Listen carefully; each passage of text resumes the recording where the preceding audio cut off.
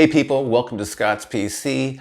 I'm building my very first gaming PC or video editing PC, and I'm doing it in that $1,000 price point range, and I'm buying it over time because who in the hell has $1,000 or even $500 to drop at once to get ready to build the very next day? So over the past 5 weeks, I've spent exactly $507.44, and I have about $550, $600 left to go before I get all my components.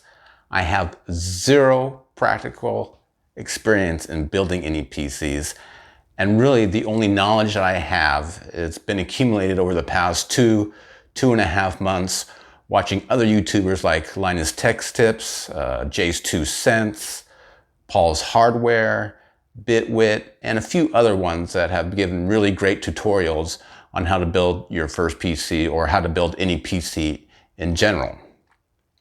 I've already put out a couple videos detailing my thought process, my planning process.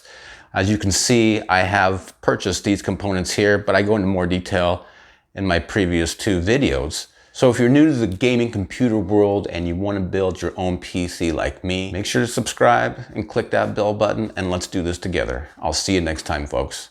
Bye-bye.